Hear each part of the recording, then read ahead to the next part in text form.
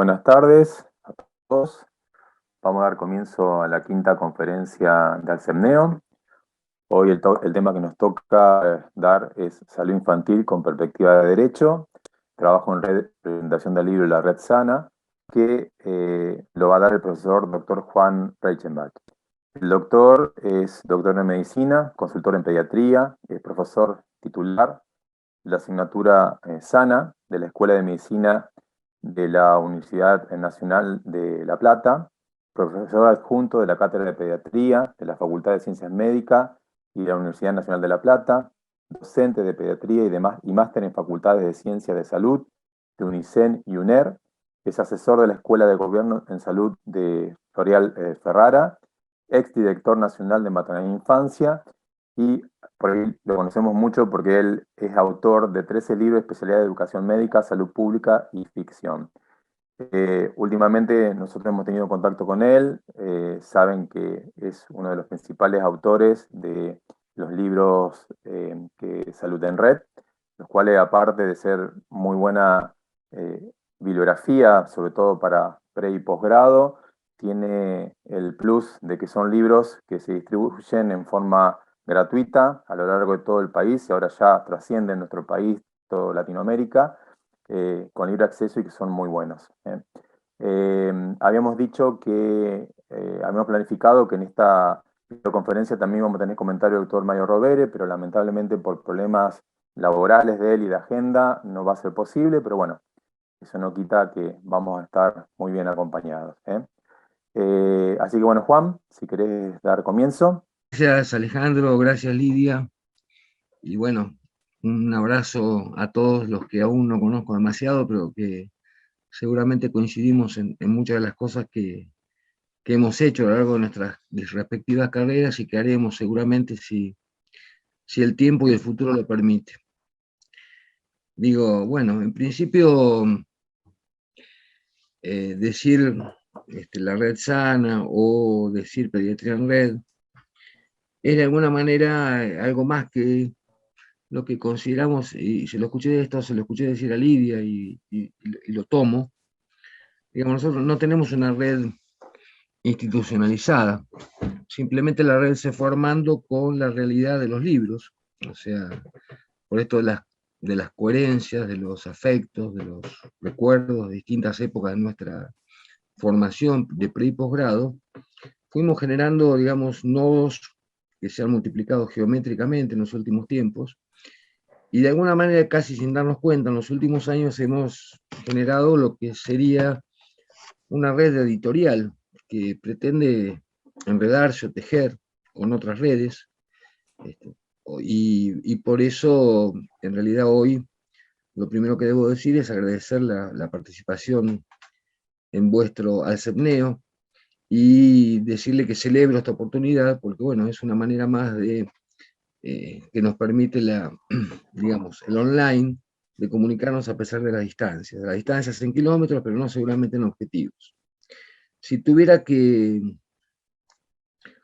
iniciar, digamos, la presentación de este libro, les voy a mostrar a distancia uno de ellos, el último, Pediatría en Red 4. Este libro es un libro que junto con la Red Sana son las últimas dos ediciones. Este es de hace 15 días, lo presentamos inicialmente con Alejandro y con Lidia en la Universidad Nacional de Rosario, y La Red Sana es uno anterior, es un libro más relacionado con el grado, y lo que quiero decirles es que, como les dijo recién Alejandro, es un libro que está en ebook, dispuesto en los medios sociales para su utilización en forma gratuita. Digo, a ver, ¿qué nos une en principio? ¿Cuál es el eje fundamental de estas ediciones? La salud como derecho. El niño como derecho, como sujeto de derecho, la salud pensando en la comunidad, o sea, la educación, en este caso médica, y del equipo de salud pensando en la comunidad, en el estudiante y en el residente, que son protagonistas y casi iniciales, les diría, de cada una de estas ediciones, y que de alguna manera hacen un poco real esto de las nuevas currículas, las currículas innovadas, de la cual hablaremos en un ratito, que están relacionados precisamente con la participación de todos los grados, digamos, de lo que sería lo académico, el estudiante, el residente, los distintos especialistas, todo el equipo de salud, todas las disciplinas, porque el otro eje fundamental de esta publicación es la salud integral. O sea, nosotros, allá por el 2013, con Mario Robre, que, bueno, dispenso su ausencia porque seguramente está muy ocupado por su agenda, está en un lugar de gestión, y en esos lugares muchas veces nosotros no disponemos de la agenda, sino que es dispuesta por las realidades. Les decía que con Mario Robre yo tuve la suerte de, bueno, convocado por él, tuve la suerte de poder formar parte de, no digo la primera, porque Rosario precisamente es una de las primeras en nuestro país, en uno de los lugares donde la innovación curricular en ciencias de la salud, puntualmente en medicina en este caso, hicieron carne en esa nueva facultad hace año 2013, después hubo una serie de circunstancias políticas que hicieron que Mario se fuera, y yo también, por supuesto, pero de alguna manera en ese lugar las asignaturas no tienen el nombre tradicional de los programas flexendianos, que se basan fundamentalmente en la hegemonía médica, como decía Menéndez, sino fundamentalmente en la visión integral de lo que es el niño, el sujeto de derecho, la perspectiva de género y la equidad. En ese lugar yo tuve la suerte de escribir el programa de UNLAM de la materia sana, salud del niño, niña y adolescente, ese es el acrónimo. Y bueno, a partir de eso, digamos que esa idea caló hondo porque sin duda me favoreció, digamos, en una visión que, si bien tenía, nunca la había ejercitado. Como dijo Alejandro recién, esa idea de sana se multiplicó en algunas academias, en algunas facultades de medicina nuevas, y puntualmente la hemos desarrollado, digamos, en su plenitud en este caso, pues yo como titular de la asignatura sana en la Universidad Nacional de Mar del Plata. También hemos desarrollado un programa de innovación curricular muy parecido en la Universidad Nacional del Centro, en Olavarría, en la cual también soy docente, y en otra también pequeña, pero con una excelente, digamos, eficiencia en esto de la innovación curricular, del aprendizaje basado en problemas, que es la Universidad Nacional de Entre Ríos. Pero bueno, esto como para iniciarlo, digamos, el por qué, digamos, cuando uno analiza alguna producción, que es una producción colectiva, imaginen ustedes que, si bien este es el 13, 14 libro de medicina que yo hago, los últimos 4 o 5 años, desde mejor dicho, 7 años, del 2015 en adelante, salió toda la colección Pediatría en Red del 1 al 4, y Sana, literalmente casi un libro por año, que no casualmente es generado por una gran asociatividad y cooperatividad de academias, sociedades científicas, hospitales, centros de atención de salud, de distintos lugares del país y de Latinoamérica, que hacen que entre esos 4 o 5 libros capitalicemos no menos de 1.700 autores. Y esa es la red.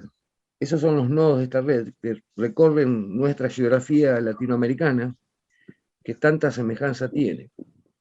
Cuando yo analizaba hoy tempranito en qué les podía interesar la presentación de estas obras, creo que el eje fundamental de esto es usarlas, si es que la consideran adecuadas, y participar en la próxima, que es la invitación que está en pie para todo el CEMNEO, con toda su experiencia a lo largo de todo nuestro continente, de nuestra patria grande. Pero digo, bueno, yo voy a hacer algo autobiográfico para intentar explicar el porqué de esta obra. Yo tengo 43, casi 44 años de médico, casi tantos de relación con las academias, o sea, 41 menos, digamos, 43 de participación académica, con también participación en la época de estudiante. Y recuerdo, digamos, mi motivación por medicina. Yo fui un inquieto mochilero, decimos. ¿Se puede decir que es un punto? un inquieto mochilero en la década del 70 en nuestro país y en algunos países cercanos. Y con mis compañeros, ninguno de los cuales fue médico, mis compañeros de mochila, que siempre eran los mismos, veíamos siempre la realidad desde el terreno. Veíamos los niños abandonados en la laguna Setúbal en Santa Fe, o los que cruzaban la frontera con Brasil con nosotros en una canoa, o los que estaban literalmente en la calle y rápidamente se adherían a nuestra itinerancia. Obviamente, esa fue una gran motivación para la elección de la, digamos, de la pediatría como eje fundamental para hacer aquello que idealizábamos en los 70, que era imaginar un mejor nivel de vida para toda nuestra población. O sea que la vocación, como seguramente la mayoría de ustedes por la carrera, surge, digamos, de la observación de la realidad. Por otro lado, mi origen, yo provengo de un pueblo muy pequeño, o sea, habité hasta la etapa universitaria un pueblo muy pequeño del sur de la provincia de Buenos Aires, de la Pampa deprimida del Salado, este, donde el pueblo tenía sus carencias, y yo les diría que tengo la suerte de poder estar aquí con ustedes y de haber publicado y de haber participado de la salud pública y la educación pública, gracias precisamente a ellas, porque no hubiera sido posible, como no lo es posible seguramente para una gama muy extensa de la juventud latinoamericana, que no tiene por ahí la alternativa de adherirse a una escuela de salud pública o a una que sea gratuita, o no tiene la posibilidad de educación gratuita. Fui un afortunado, mis padres tenían primaria, trabajé durante la carrera. Tuve 6 años en una facultad prestigiosa en ese momento, la Facultad de Medicina de la Universidad Nacional de La Plata, que estaba atravesada en ese momento, precisamente en la época en la cual yo cursaba, por el periodo más oscuro, el operativo Cóndor, digamos, en todo nuestro continente. Seguramente ustedes lo han padecido en otros lugares de Latinoamérica. Yo cursé la facultad en la época del proceso, en realidad no salí de adentro de sus paredes, y seguramente la concepción en ese momento y años después era que la medicina era la enfermedad, era la morgue, era el preparado histológico, era las simulaciones, que en esa época no tenían un gran desarrollo.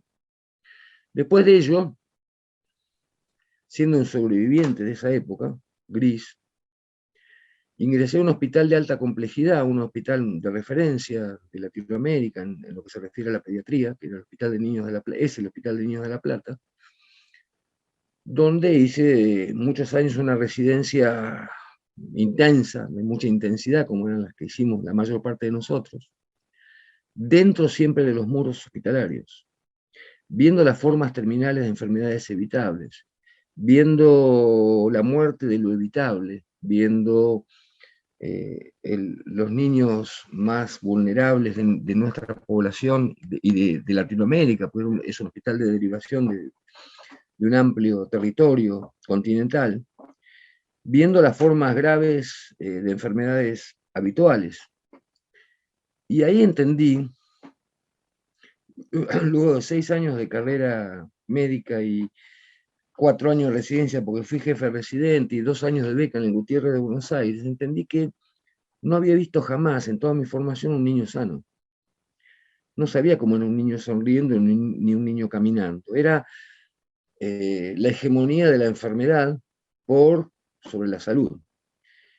Claro que habíamos leído en la década de 50, con el primer ministro de Salud Pública de nuestro país, con Ramón Carrillo, que la medicina no es la enfermedad, es la salud. No lo había vivenciado hasta ese momento. Década del 80, década de la hiperespecialización. Yo me negué a la hiperespecialización porque imaginaba ya en ese momento que el niño no era un átomo ni una neurona, no era solamente un átomo, un grupo de átomos, un grupo de neuronas, un hígado enfermo, un pulmón dañado, secuelar de alguna enfermedad inicial. No era una cardiopatía no diagnosticada, era un ser integral que vive en un medio ambiente, tiene un hábitat, tiene una familia, vive debajo de un techo, y eso es la familia, conviva con quien sea que lo cuida o con el cual tiene apego, que seguramente esos lugares nunca lo habíamos conocido, que cuando prescribíamos en el hospital no conocíamos los lugares en los cuales se supone que ese entorno social y familiar podía ayudarlos en su egreso hospitalario. Fue así que después de muchos años de haber estado en docencia en el hospital y de intentar, digamos, de alguna manera humanizar la atención en esos lugares, comienza a hacer algo de gestión, que es municipal primero, provincial después, y nacional, y llego a ser director nacional de maternidad e infancia, y ahí advierto en el territorio, lugar por lugar, provincia por provincia, selva por meseta, río por arroyo, que la realidad sanitaria de nuestro país no se dirime en un edificio céntrico de una ciudad populosa, ni en el hospital más complejo, ni en la terapia intensiva más compleja de nuestro hospital, de nuestras ciudades. Todo ello, y lo digo esto, les conté cuasi autobiográficamente mi formación, porque seguramente coincide con algunos de ustedes, muchos de los cuales son más jóvenes, pero que hemos estado desde las grandes universidades argentinas, por lo menos, yo diría sometidos, no creo que me exceda con el término, a una educación basada en la enfermedad, que traspola, digamos, la idea de la enfermedad por la de la salud, que medicaliza a nuestra población, que sponsoriza las grandes academias desde los lugares digamos, de venta o del mercado de venta de los medicamentos más caros, de los métodos complementarios más caros, de los diagnósticos más sofisticados, de los enchufes, y que de alguna manera ha hiperespecializado en una forma de atomización del ser humano. O sea, el niño no, vuelvo a repetir, no es una convulsión febril, no es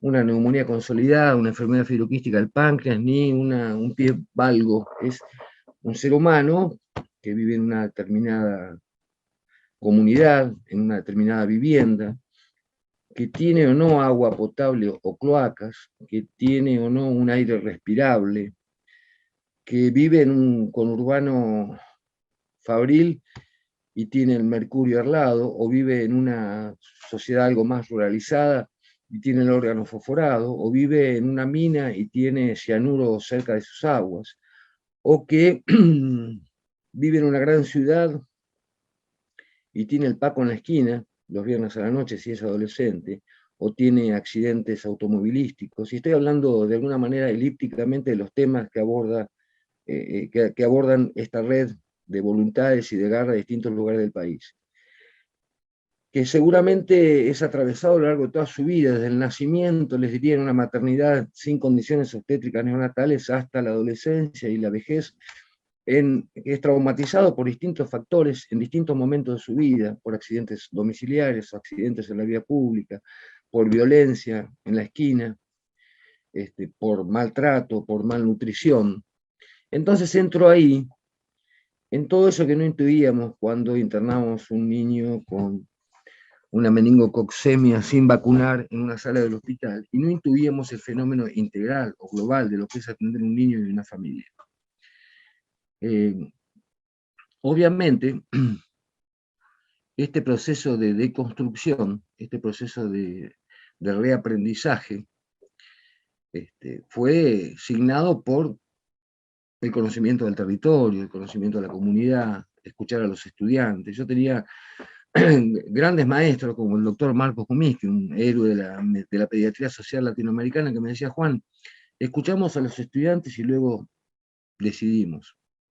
O García Zarini, otro humanista, otro maestro humanista, que nos decía: aprendo más en la verdulería de enfrente con la señora y con los estudiantes que con los papers de las revistas más sofisticadas. Claro, aprendo más para la realidad que nos circunda. Muchas veces, y he dado mil ejemplos de eso, nosotros en el hospital, en la época de instructor de residente, o cuando fui jefe de docencia del hospital, veíamos cotidianamente, por la enfermedad diarreica aguda, veíamos deshidratados de la más variada biblioteca, por así decirlo, de alteraciones hidroelectrolíticas y metabólicas. Veíamos deshidratados hipernatrémicos, y leíamos la deshidratación hipernatrémica por un autor inglés, Finberg, que seguramente ustedes lo habrán leído, un nefrólogo, que en realidad la describía por un accidente en una guardería en la cual habían puesto cloruro de sodio en vez de azúcar en los biberones de los lactantes, y habían tenido unos cuantos con deshidratación hipernatrémica. Nosotros lo veíamos todos los días, en las primeras 24, 48 horas. Teníamos nuestros propios autores que conocían magníficamente y trataban magníficamente la misma, pero no era publicado en ningún lugar. No teníamos voz, digamos, en los grandes lugares de formación o en las grandes revistas, ya sean suecas o inglesas o norteamericanas, que hemos leído a lo largo de toda nuestra carrera, que la hemos usado como bibliografía central. Cuando buscamos en nuestra bibliografía central las enfermedades habituales, el Chagas en el impenetrable, la Yarará en Misiones, el escorpionismo, el dengue si se quiere, las parasitosis de las variantes que quieran, la leishmaniasis, no la encontrábamos, excepto en tratados de medicina tropical. Les quiero decir, de a poco nos fuimos animando a interpretar nuestras propias problemáticas, nuestros propios problemas en salud y nuestras propias soluciones, con gente formada académicamente en buenos lugares y que han adecuado su realidad a los problemas que los circundan. De allí que les diría, si uno tuviera que hacer un paneo, y esto lo veo desde los lugares de decisión central en lo que se refiere a salud materno-infantil, cuando fui director nacional de maternidad e infancia, yo veía que grandes compactos que bajaban de organismos internacionales, financiados por bancos internacionales, no interpretaban la bronquiolitis en distintos lugares del país, en el programa IRAP, por ejemplo, o no interpretaban las anemias carenciales ferroprivas que teníamos en un porcentaje importante de nuestra población y de nuestras madres.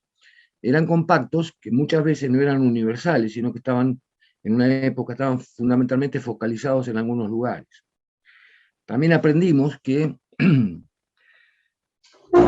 las condiciones de vida o la mortalidad infantil, por tomar algún parámetro, no es igual en distintos barrios de una misma ciudad, en nuestros continentes. No es igual en distintas ciudades de una misma provincia, y no es igual en distintas provincias de un mismo país, o en distintos países de un mismo continente. Nosotros, en nuestra República Argentina, tenemos varios países parecidos a los lugares más vulnerables del mundo y países muy semejantes a los lugares más exuberantes del mundo en lo que se refiere a condiciones de salud. Y eso es otro de los factores que entran en esta red, es la búsqueda de, quizá quimérica por ahora, quimera como sueño, porque nos excede a nosotros, pero como abogado de los niños debemos, obviamente, no digo denunciarlas, pero sí visibilizarlas. Es la búsqueda de la equidad y de la igualdad de oportunidades. Muchas veces hablando con Mario Róveres, que, bueno, con la cual trabajo como asesor, digamos, en la Escuela de Gobierno Salud Floreal Ferrara de la provincia de Buenos Aires, concluíamos que quizás la mortalidad infantil, la tasa de mortalidad infantil, como tasa de, digamos, de condiciones de vida de una población, no es una tasa adecuada. Sería mucho más adecuado, es una tasa basada en la mortalidad, sería mucho más adecuado pensar que vivimos en un país desarrollado si todos los niños que ingresan a la edad escolar tienen igualdad de oportunidades y han llegado, a pesar de que han sobrevivido a distintas situaciones, han llegado en igualdad de condiciones para transformarse en un ser que sonríe, en un ser que tiene futuro, en un ser que tiene educación, que tiene trabajo. Todo ello lo digo porque cuando uno analiza la temática de estos libros, la estamos analizando por el aprendizaje basado en problemas. Y el aprendizaje basado en problemas no tiene la forma de los tratados enciclopédicos de medicina. Tiene problemas.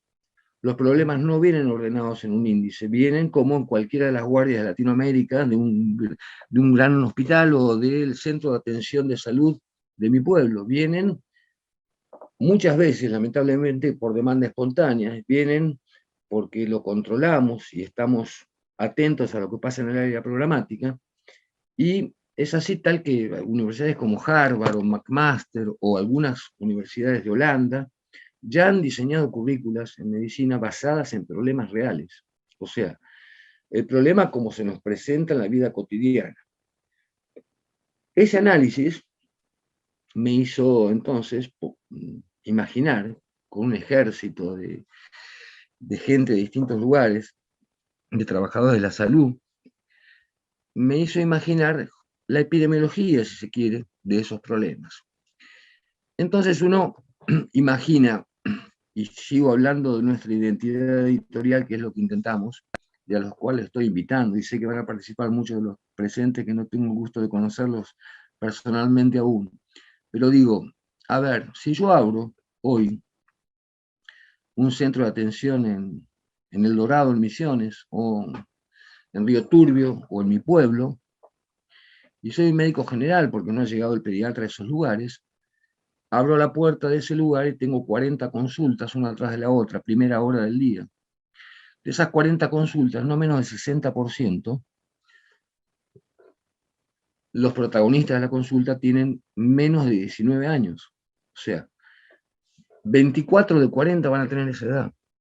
El resto probablemente tengan mi edad o más de 65, y el resto probablemente sean mujeres o embarazadas. Cuando uno va a analizar las currículas de distintas academias, y conozco unas cuantas de países de Latinoamérica, dice, a ver, ¿qué porcentaje total de la currícula usamos para atender los problemas que demandan en mi centro de atención, o en el centro de atención que recién refería, o en un centro de atención de cualquier lugar de Latinoamérica que también conozco? Muy poca formación geriátrica, muy poca formación en edades avanzadas. En la Universidad Nacional, en la Facultad de Medicina de la Universidad Nacional de La Plata, de la cual soy profesor adjunto, a pesar de las peleas históricas de la época del proceso y de estas, pediatría se cursa en 2 meses, como si fuera una hiperespecialidad, cuando en realidad la clínica del niño es la clínica del 60% de la consulta de cualquier médico general que atienda en nuestro continente durante sus 40 años de profesión. Más aún, cuando vemos esas currículas, decimos, bueno, vamos a atender, seguramente hoy el 50-60% de los que consultan tendrán una enfermedad respiratoria aguda, porque estamos en invierno en la República Argentina. Lo mismo pasará en México o en Perú cuando estén en invierno. En México, en Perú, están por ahí. Digo, a ver, ¿qué le enseño a aquel que va a atender 40 años en un centro de atención? Las formas más graves de la bronquiolitis, que son patrimonio del terapista intensivo, o las formas habituales, aquellas que me van a consultar en el primer nivel y que me van a tener en realidad inmerso en un área programática que deberé controlar como trabajador de salud, como promotor comunitario, como agente sanitario, la figura que quieran darle. Nosotros llegamos a la conclusión en el año en el cual estuve en Nación, que el 60% de la población infantil en los 2 primeros años de vida tenía un estudio de investigación muy, muy amplio. El 60% de los niños hasta los 2 años de vida que nacían en nuestro país, 700.000 por año aproximadamente, varían año tras año, el 60% iba a tener contacto con el virus incisional respiratorio, y algunos iban a desarrollar la enfermedad bronquiolítica. Pero claro, de 100 bronquiolitis solamente 3 se internan. 3 de cada 100 bronquiolitis se internan. Cuando hablábamos de neumonía, y sigo con el invierno, cuando hablábamos de neumonía, tenemos estudios de investigaciones que hicimos en el Niños de La Plata puntualmente, internábamos con un área programática vigilada, con asistencia domiciliaria, con control y contención del paciente, internábamos una neumonía cada 225. Quiere decir que yo no necesito un médico terapista que sepa respirar, necesito obviamente, pero estadísticamente necesito menos un médico terapista que sepa respirar a alta frecuencia una bronquiolitis, necesito menos un médico que sepa tratar una supuración pleuropulmonar complicada. Lo que necesito es anticiparme en el terreno, en la comunidad, con el equipo de salud, para lograr controlar y evitar las formas graves o derivarlas oportunamente antes que ellas ocurran, o medicarlas oportunamente para evitar precisamente las formas complicadas. Cuando uno, por ejemplo, repara en una historia común, y lo he hecho, por eso se lo reproduzco, y va al Chest, una revista de tórax inglesa, sabe que más o menos en 6 horas el exudado alveolar, en una neumonía de la comunidad, pasa a la pleura, primero será un trasudado y a las pocas horas ya es un empiema. Cuando uno piensa eso y piensa en el paciente del conurbano bonaerense que va al centro de atención primaria y no es atendido en las primeras 24 horas porque no tiene acceso, y posterga 24 o 48 horas la consulta, sabe que va a llegar a un hospital de alta complejidad con una supuración pleuropulmonar, que obviamente hace variar de alguna manera el pronóstico y la morbilidad de esa afección. Todo estos son los temas que están incluidos en estos libros, y muchos más, obviamente. Digo, ¿qué hemos sabido nosotros a lo largo de nuestra formación acerca de la realidad conductal y de apego de los niños de las madres encarceladas? Y hay una gran población, ¿Qué sabemos los médicos argentinos del tratamiento de las distintas culturas, cuando nuestro país tiene no menos de 1 millón de migrantes de pueblos cercanos, de países latinoamericanos, en los cuales no respetamos de ninguna manera o no conocemos de alguna manera los hábitos y las características de cada comunidad? ¿Qué hacemos nosotros los pediatras y los médicos generales y el equipo de salud con los pueblos originarios? 1 millón aproximadamente de personas de pueblos originarios que tienen prácticas y hábitos absolutamente distintos a nuestra cultura occidental y que de a poco han empezado a ser respetados, pero estoy hablando de grupos realmente importantes. Ya me deposito. Ok. Alejandra y Paulín. ¿No qué es Alejandra? No sé si me están escuchando ahí. No sé si me están escuchando o estoy hablando solito. Sí, perfecto. Se le escucha. Bien. Obviamente, de ahora en más, y cuando quieran, me pueden empezar a interrumpir y podemos empezar a dialogar, que es la parte más interesante de la temática.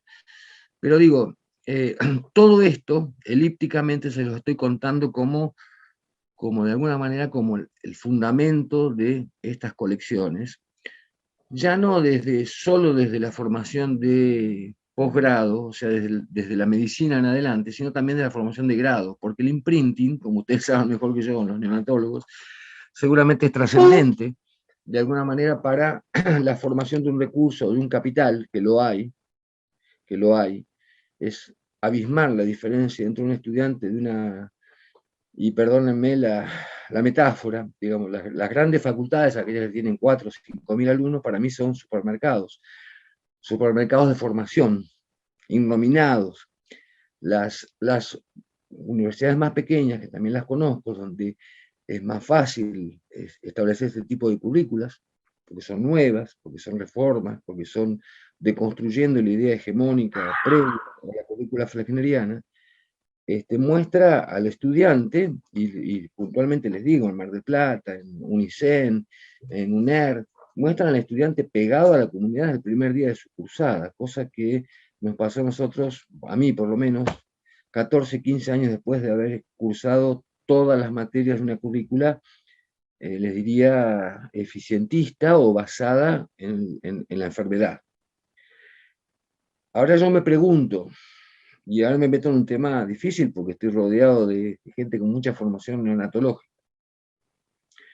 Y vuelvo a esto que comparaba hace un ratito entre la tasa de mortalidad infantil y lo que podría ser un indicador, digamos, de niños con capacidades plenas para el comienzo de la edad escolar. Tendremos que pensarlos entre todos. Es una hipótesis a mediano plazo. Digo, ¿cuántos de nuestros niños en el primer año de vida mueren por causas reducibles? No lo digo yo, lo dicen los organismos internacionales, lo dicen la DEIS del Ministerio de Salud de la Nación. Del numerador de la tasa de mortalidad infantil en la República Argentina, el 60% de las muertes son reducibles. Con medidas sofisticadas, con aparatos de última generación, no, simplemente, sí también obviamente, pero fundamentalmente por un adecuado control del embarazo, los 5 controles del embarazo en un embarazo normal, un adecuado control del embarazo en un embarazo de riesgo, una madre gestósica, una madre con una enfermedad de transmisión sexual, deberá ser controlada más frecuentemente, no menos de 9 veces a lo largo de su embarazo en forma adecuada, nominada, georreferenciada, controlada no solo por el médico, sino por ese recurso tan trascendente que es el obstetra, o el trabajador sanitario, el agente, el enfermero, el supervisor. Lo he visto Google Maps, entre paréntesis, dibujados, en cuadernos, en áreas programáticas, con casitas con techo verde, rojo y amarillo, como semáforo, por así decirlo. El rojo, aquello que tiene la madre gestósica, que hay que controlar la tensión arterial o derivarla oportunamente, o el abuelo con una diabetes insulino dependiente, o el niño con una discapacidad importante. Cuando uno analiza esas cifras, dice, a ver, de las aproximadamente 6.000 muertes en el primer año de vida que se producen en nuestro país, que abonan la tasa de mortalidad infantil, el 60%, estoy hablando de 2.000 muertes aproximadamente por año, son reducibles con muy poca inversión. Entonces yo digo, estamos invisibilizando no menos de 2.000 muertes por año por causas evitables. Estamos emulando las cifras de desaparecidos en nuestro país en la época del proceso, a lo largo de una década, y las seguimos repitiendo, y les aseguro que no ocupan ninguna página, ni aún las amarillas de los medios de incomunicación, diría, o de comunicación, que son absolutamente invisibilizados porque quizás los presupuestos para la salud están relacionados con paquetes internacionales, quizá porque sea necesario tomarlo como un hecho real y decir, no estamos en la época en la cual, siglos anteriores, en la cual esperábamos al año para bautizar a nuestros hijos, aún en los pueblos originarios, porque sabíamos que un gran porcentaje no iban a sobrevivir el primer año. ¿Qué les quiero decir? Como abogados de la infancia, esas son situaciones a buscar rápidamente, que quizás son más importantes que el último papers relacionado con el tratamiento de una enfermedad de membrana hialina o con una prematurez extrema. Yo siempre digo, le digo a los estudiantes, miren, si yo fuera un monarca autoritario o un tirano, diría, en mi país está prohibido nacer con menos de 2.500 gramos. Porque cuando uno va a ver las tasas de mortalidad en la República Argentina, estoy hablando puntualmente, pero seguramente es muy parecido en vuestros países, en los que están aquí en Latinoamérica, yo digo, miren, el 50% de esos 2.000 niños que se van a morir por año, de las cuales el 60% son reducibles, tienen menos de 2.500 gramos al nacer. Y de esos que tienen menos de 2.500 gramos, la mayor parte de los que van a morir tienen menos de 1.500 gramos. Y cuando uno analiza el porqué de eso, sabe que en las grandes maternidades llegan los niños sin ningún control, con 1.500 gramos, con situaciones presumiblemente que generan el bajo peso al nacer o que generan la prematurez, que podrían haber sido anticipadas, que podrían haber sido por lo menos mejoradas. Si no, analicemos, por ejemplo, qué pasa con la luez congénita en nuestro país. O sea, la mitad de las madres que van a parir en las maternidades nacionales argentinas, la mitad de las madres fueron tratadas con su luez. El resto es tratada en el momento del nacimiento con el niño con una luez congénita establecida. Y eso me marca precisamente que no ha tenido controles, me marca que no ha tenido accesibilidad, me marca que vive en un lugar en el cual la salud al barrio no ha llegado o que no la hemos ido a buscar con la ficha dinámica, con el fichero dinámico que tenemos que hacer el control en determinado lugar donde encontramos la población con mayor vulnerabilidad. Que es fácil de detectar. Si voy a mi pueblo de origen, la población de máxima vulnerabilidad vive del otro lado de la vía del ferrocarril abandonado, o del otro lado del arroyo que se inunda, o en Neuquén o en algún lugar del sur, del otro lado del alambrado, donde están los turistas, con, digamos, con vulnerabilidad extrema, viviendo en casas peligrosas porque son de madera y seguramente el monóxido de carbono en épocas de frío con la leña va a generar universos de niños con hipoxia a consecuencia de la misma. A ver, año 2011, 2012, cuando fui director de maternidad e infancia, hicimos un encuentro conjuntamente con UNICEF, que se llamó el encuentro de las 1000 maternidades, de las 100 maternidades, las 100 maternidades que tenían más de 3000 partos por año en nuestro país. Estamos hablando casi de 300.000 partos. Estaban representando a maternidades que tenían 300.000 partos anuales, casi la mitad de los nacimientos en nuestro país, que en esa época eran 750.000. El 50% de esas maternidades grandes, estoy hablando de maternidades importantes, de capitales de provincias, de ciudades importantes, no tenían las condiciones obstétricas neonatales esenciales, satisfechas. O sea, no tenían un quirófano adecuado, no tenían un capital humano formado para reanimar un recién nacido, o no tenían quirófano, o no tenían banco de sangre, o no tenían unidad de cuidado intensivo neonatal. Entonces yo digo, a ver, dime dónde naces, un axioma de mi locura de abogado de los niños, dime dónde naces y te diré si vives. Y si vives, cómo subsistes, porque nosotros en la etapa inicial estábamos muy orgullosos de reanimar a un recién nacido de 500, 600 gramos, pero las secuelas posteriores cuando el niño sobrevivía eran irreversibles. Digo, si hay algún lugar, y lo digo elípticamente y con todo respeto, lo digo metafóricamente para que se entienda, si hay alguna fábrica de discapacidad importante, sin duda es el primer mes de vida, y sin duda dentro del primer mes de vida, el momento del nacimiento o la etapa perinatal. Todo ello hace, y voy cerrando porque se van aburriendo, pero digo, todo ello me hace pensar que seguramente, como decía Oñatibia, un ministro de Salud de Jujuy, también de la década de 60, que erradicó el paludismo con ama de casa y con presos comunes, lo radicó, no necesitó un equipo magnífico ni aparatos sofisticados, lo radicó con la gente trabajando en el terreno. Oñatibia decía, a ver, déjenme sacar la cuenta, 80 años después, les puedo decir, miren, como decía Oñatibia, esto no se arregla con suero y terapia intensiva.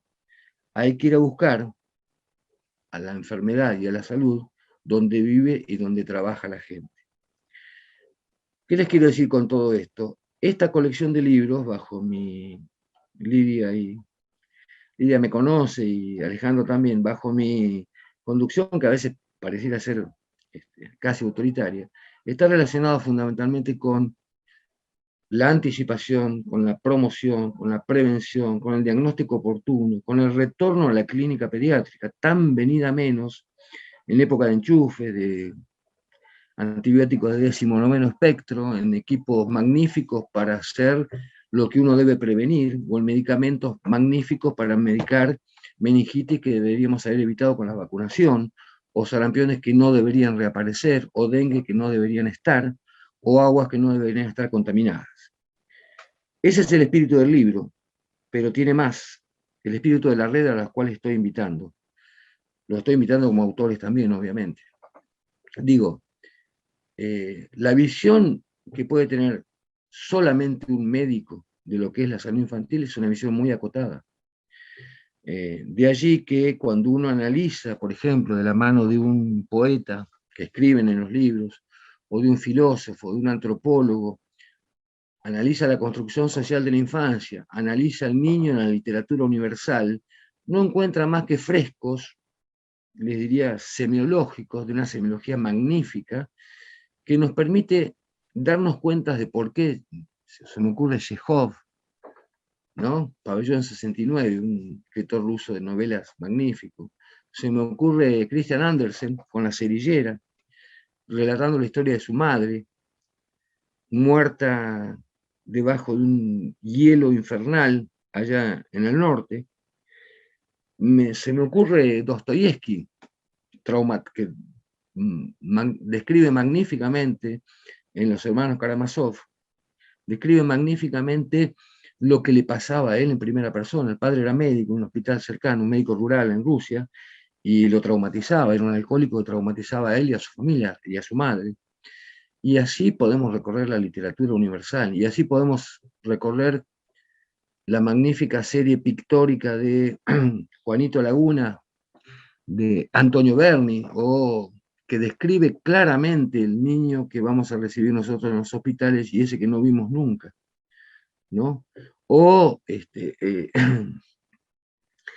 pintores de la talla de Shurgin, que describe magníficamente bien la población, las costeritas, toda la ribera del noreste argentino, toda la zona de Misiones, Corrientes, Entre Ríos.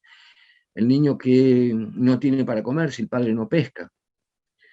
Y eso no nos llama la atención, porque si alguna cosa es prevalente en nuestra población infantil en toda Latinoamérica, los incluyo, es las alteraciones de la nutrición, y no necesariamente el guayorcol que yo veía hace 40 años, quizás disimulado por el exceso, ¿no? Si ustedes me dijeran cuál es el principal problema de salud pública en este momento en nuestro país, es el sobrepeso y la obesidad, que no es condicionado por ningún síndrome genético, no es un síndrome de Froelich o un síndrome de Cushing, no es endógeno, es 1 cada 200 endógeno y 199 cada 200 exógeno, o sea, por una mala alimentación ofrecida a veces por incluso los planes sociales que generan obesidad en masa o sobrepeso en masa, con esa endemia silente que es la hipertensión arterial en la infancia.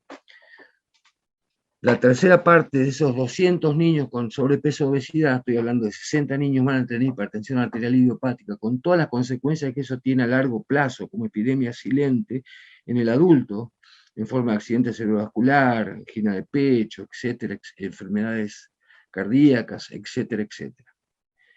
Ni hablemos de la anemia potenciada, ya lo van a ver en el libro, la anemia potenciada por los tóxicos del agua, por los tóxicos ambientales, la anemia asociada, por ejemplo, obviamente a la carencia, a la ferroprida, pero también asociada al plomo al plomo en las aguas urbanas. Digo, sin duda que el medio ambiente, sin duda que el tránsito urbano, sin duda que la inseguridad urbana, sin duda que la falta de vivienda en toda Latinoamérica y el hacinamiento, sin duda que los grandes lugares de concentración, lo digo lugares para ser amable, que significan las guarderías con malas condiciones, son lugares que van a persistir fundamentalmente como causales sociales de enfermedad en las poblaciones más vulnerables. Y cuando digo poblaciones más vulnerables, no estoy cometiendo ninguna herejía cuando en un libro de medicina de un país como el nuestro, que tiene 60% debajo de la línea de pobreza, incluyo alteraciones alimentarias, incluyo alteraciones, digamos, subjetivas que están tan olvidadas y tan escondidas, ni les cuento en época post-COVID, ni le cuento en esa franja gris, hay adolescentólogos acá seguramente, en esa franja gris de nuestras currículas que es la adolescencia, que no es tomada ni por el médico general, ni por el pediatra de consultorio, ni por los hospitales que los expulsan porque tienen más de 15 años, y que sufren en la esquina y que tienen nuevamente una curva de mortalidad importante coincidente con la adolescencia, una adolescencia que no tiene trabajo, que no tiene futuro seguramente en muchos lugares de nuestros países, y que no es comprendida por los proyectos sociales, ni por el trabajo, ni por las universidades. Digo, no olvidemos que hay un crecimiento a la mortalidad. Si yo hablara de los picos de mortalidad desde una dirección nacional de maternidad, infancia y adolescencia, diría, miren, Me preocupa el primer año de vida y el comienzo de la adolescencia. ¿Qué me preocupa en la adolescencia?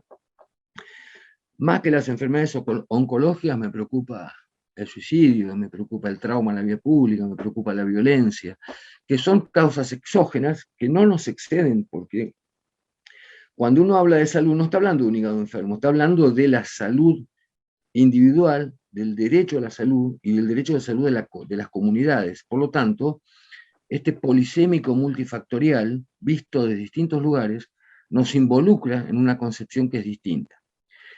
Y ya para ir terminando, no sé si se pasó mucho tiempo, pero no importa, porque podemos dialogar, que es lo más importante. Estos libros están basados en digamos, en una concepción pedagógica que está relacionada con el aprendizaje basado en problemas, en el cual el protagonista ya no es el atril, ya no es el bolillero, ya no es el aula magna con escalones, sino simplemente es la transversalidad, es la participación activa del estudiante. De hecho, en estos libros se escriben estudiantes, escriben residentes, por supuesto, tutorializados por sus docentes, escriben sus situaciones clínicas tal cual las recibíamos en los hospitales. O sea, admitíamos al paciente, lo derivábamos oportunamente, preguntábamos al experto, y esa es la cronología de cada capítulo, la realidad concreta de cada problema que hemos padecido y tratado adecuadamente desde el punto de vista bibliográfico, desde el punto de vista reflexivo. Para ir terminando, le digo, yo no creo que la educación tenga tranqueras. Yo creo que no tiene ni tranqueras, lo digo por... No hay una educación de grado, una educación de residencia, una educación de posgrado. La educación es permanente.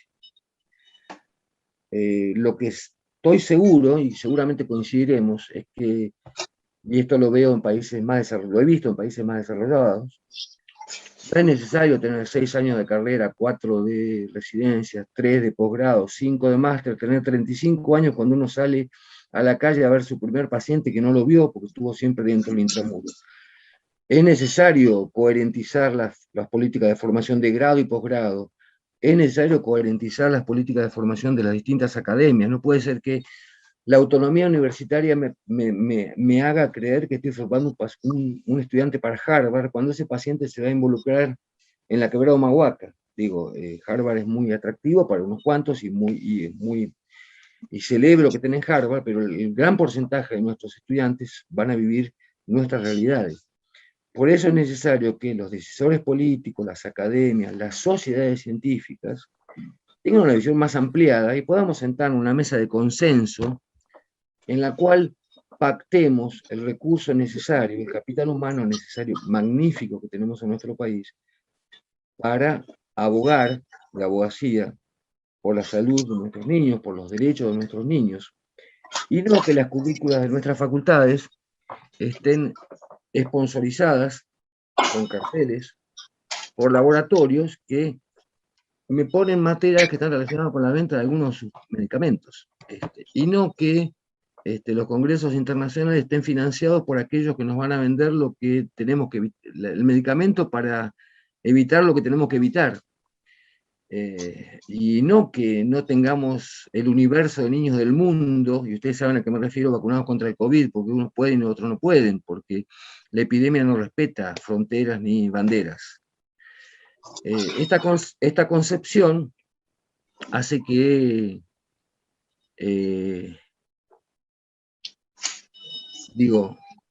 que todos nos animemos con los recaudos, sin faltar respeto a ninguna academia, con todos los recaudos científicos, y en eso somos estrictos, que merecen. Nos animemos a contar nuestras realidades desde nuestros lugares, desde nuestras visiones. Todos podemos hacerlo, y si algún mérito tengo es de haber empoderado muchísima gente que tiene muchísimas cosas para decir, muchísimas cosas para enseñar, y saber que todos nosotros podemos aprender todos los días de todos y de cada uno, y eso es lo que es sinergia, y hace que esto, la verdad, me sorprende, sea tan exitoso, y que tenga tanta difusión. Es la posibilidad de hacernos cargo, sin hipocresía, de la realidad sanitaria de nuestros pueblos, y de las capacidades de nuestros recursos, que no son menores, de las que tienen toga, tarima y se pagan en dólares. O sea que les agradezco y creo que le he dicho la mayor parte de lo necesario. Los libros están dispuestos por ebook, seguramente lo tienen ya en el Cerneo. Estoy intentando, no es fácil hacer una página en la cual estén todos juntitos. Bueno, de a poquito vamos construyendo y los espero para las próximas ediciones. Muchas gracias. Bueno, Juan, muchas gracias a vos. La verdad que es increíble como todo lo que vos decís y cómo uno queda, no pierde la atención, ¿no? Y yo creo que para rescatar, creo que vos lo que querés, entre todo lo que estás diciendo, es que la salud es un todo, no es una sola cosa. Y hay que tener en cuenta todo lo que está formando parte de esto, ¿no? Bueno, para ordenarnos un poco, hay quienes levantaron la mano, después hay cosas, preguntas o comentarios en el chat. Bueno, primero levantó la mano Lidia y después Mónica. Lidia, ¿querés hablar? Sí, gracias, Ale. Bueno, gracias, Juan. Excelente. Esto podría ser alrededor de una mesa de café o de una rueda de mate en Argentina, porque es una charla interesantísima. Y me quedo reflexionando en esto que vos decías de el intensivismo, ¿no? Aquí, una amplia mayoría de los que estamos escuchando hemos hecho intensivismo durante muchos años.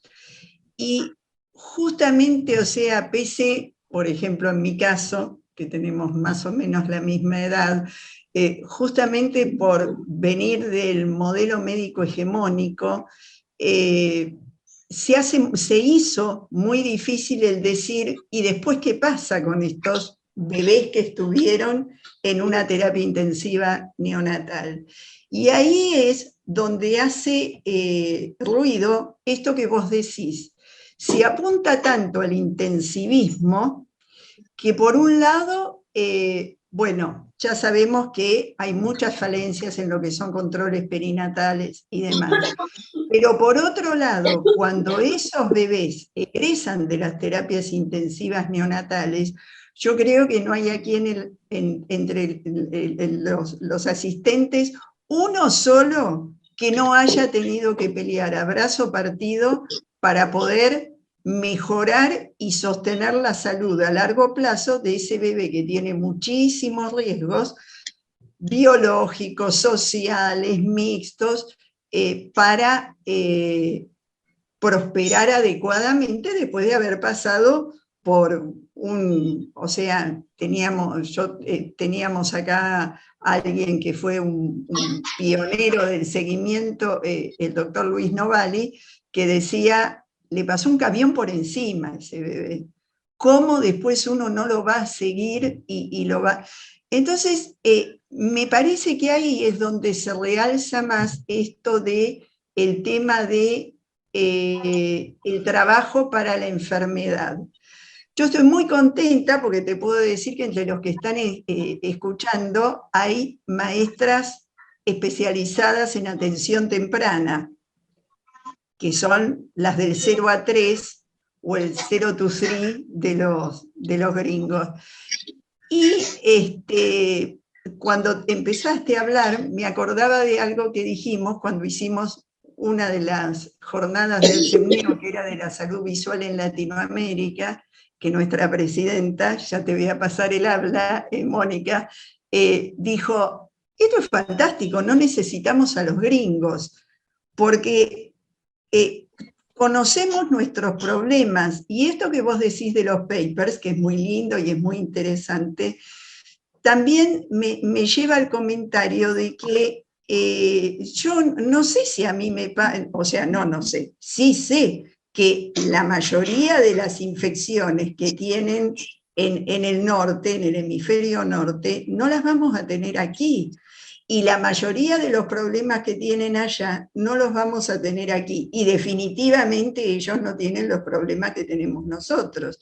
Entonces, me parece tan importante, me parece fundamental haber tenido esta charla, porque nos muestra que entre todos los resquicios de la salud hay un espacio donde al modelo médico hegemónico no le interesa. Me interesa que sepa intensivismo, pero no me interesa que sepa qué pasa después con el bebé que ingresó de la terapia.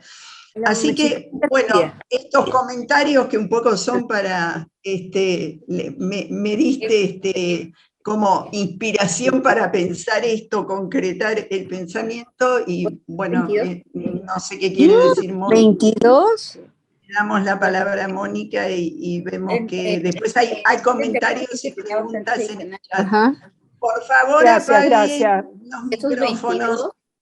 Voy a pedir que cierren los micrófonos para poder seguir conversando. Bueno, agradecerle a Juan esta reflexión profunda en la cual nos hace encontrarnos con eso, con el alma misma del ser médico seguimientólogo, donde hemos recorrido todo esto que nos plantea Juan. Y yo quisiera centrarme en algo más puntual, porque como docente y profesor de la Universidad de Chile, me tocó participar justamente en el cambio curricular de la educación pediátrica para que dejara de ser esto que contaba Juan, que era la cosa como antigua, donde había que, después de 5 años de estudio, hacer una integración con lo que le enseñaron, por un lado, con fisiopatología, por el otro lado, por salud pública, etcétera, etcétera, y se demoraban 10 años en madurez médica en poder hacer la integración en beneficio del paciente. Bueno, intentamos mejorar, no tengo claro que el cambio curricular verdaderamente haya producido el impacto, porque hay como una inercia. Entonces, lo que está en el papel no necesariamente se aplicó a los alumnos. Pero dentro de todo quiero agradecer y quiero rescatar esto que plantea Juan de poder hacer un libro para los SANA, como él dijo que era un acrónimo de los niños y adolescentes, niños, niñas y adolescentes, desde la salud, porque cuando enfocamos el tema desde los problemas que tiene la gente, nos permite dar un salto cuántico para mi gusto. Y ese salto cuántico tiene que ver con que realmente el equipo de salud, porque el médico no puede solo, sino que la interdisciplina lo puede, es capaz de tomar el problema que aqueja al paciente y su familia y darle una salida. Porque, ¿qué es lo que hemos visto históricamente? La gente hace su consulta, el paciente que es pequeñito viene con sus padres a que lo vea el médico o el equipo de salud, y resulta que el equipo de salud puede tener una visión tubular con respecto a la realidad que consulta esa familia. Y en esa visión tubular no les logra dar la respuesta y la resolución al verdadero problema del paciente. Entonces hay que pasar a una segunda o incluso a una tercera capa en la cual se articulan todas las demandas que tiene esa familia y ese niño para poder verdaderamente acoger el problema y darle la solución integral. Sin más, le digo que ayer me tocó reemplazar a un médico jovencito que hace seguimiento en mi hospital, que es el segundo hospital pediátrico de Chile, y había un niño muy, muy complejo que, claro, no encajaba mucho en nada, porque no era precisamente un niño que fuese con un daño neurológico, visualmente estaba bien, estamos hablando de un prematuro extremo, audiológicamente estaba bien, sin embargo el niño fracasaba con sus 6 años, fracasaba en la inserción escolar, fracasaba en su capacidad de relacionarse al interior mismo de la familia, después de haber sido tan deseado y haber sido producto incluso de una fertilización in vitro. Entonces la desesperación de la familia era muy grande. Y claro, había que empezar a armar un rompecabezas, darse el tiempo de poder integrar todo lo vivido y finalmente lograr encauzar para que ese problema que aquejaba al niño, que no era lo clásico, pudiera tener apoyo interdisciplinario y una mejor perspectiva de integración futura, con equidad, con conocimiento del equipo interdisciplinario, y con piedad, porque si no enganchamos en esto, lo dejamos pasar. O sea, no tiene problemas visuales, no tiene problemas auditivos, no tiene problemas intelectuales, entonces neurológicamente salta, corre, juega, listo, se acabó el problema, lo veo en 3 meses. No, el niño verdaderamente estaba en un limbo porque no correspondía a un TEA, no era un autismo, tenía como una mezcla entre un TOC, un trastorno obsesivo compulsivo, y una inteligencia limítrofe. Pero era tremendo como estos padres tan amorosos no podían acceder a su hijo. Entonces, esto que nos propone Juan, de poder redactar un libro que vaya más allá de lo clásico, que vaya más allá del problema puntual que está en todos los libros de pediatría, sino que nos ponga y nos aterrice en problemas que aquejan a la familia y a los niños, y que, claro, también tiene todo su impacto por la condición socioeconómica que los rodea. Pero aunque no la tengan, como en este caso, que fue producto de fertilización in vitro que tiene un costo, aunque en Chile existe la financiación de este tipo de problemas para las parejas que califican, entonces se encontraban igual en un túnel. Así es que pienso que en la reflexión sobre estos casos que demandan que el médico se siente con la perspectiva de resolver el problema, no de, fantástico, hice el diagnóstico, no, resolvamos el problema que aqueja al niño y a su familia, me parece así a mí mágico, y por eso que sin duda ALCEPNEO está tremendamente comprometido de poder participar en la redacción y creación del capítulo en los cuales nos hemos comprometido como sociedad, como asociación.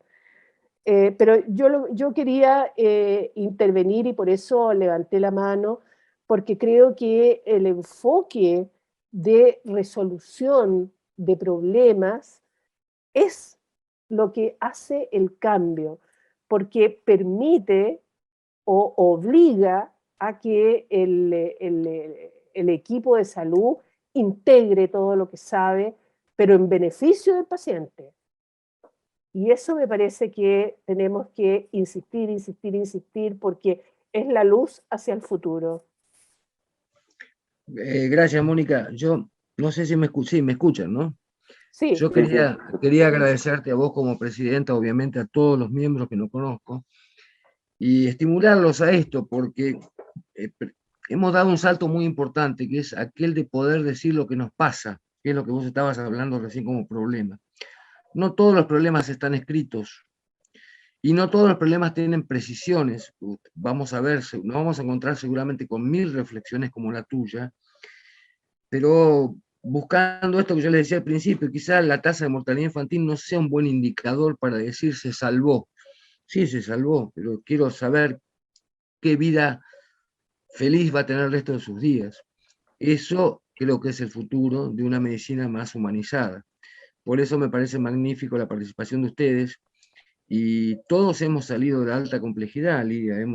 Yo volé en helicóptero llevando Falot a distintos lugares de la provincia, porque también en esa época creíamos que lo mejor era ser el más excelso para meter una cánula en el lugar más difícil. Sin embargo, por suerte, la humanidad nos hace más humildes y nos obliga a entender que la obstetra tiene para enseñarnos el estudiante, la maestra, la señora de enfrente y la familia, ¿no? Así que muchísimas gracias. No sé si hay alguien más que quiera hablar. No sé quién modera. El doctor René Barrera, perdón. Sí. Leemos primero algunas de las cositas que están en el chat, ¿les parece?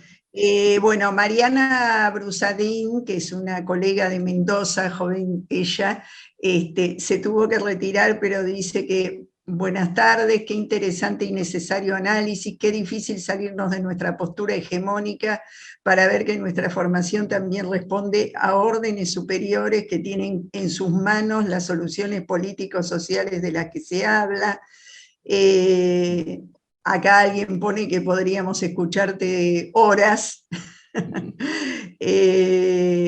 Paguen el asado.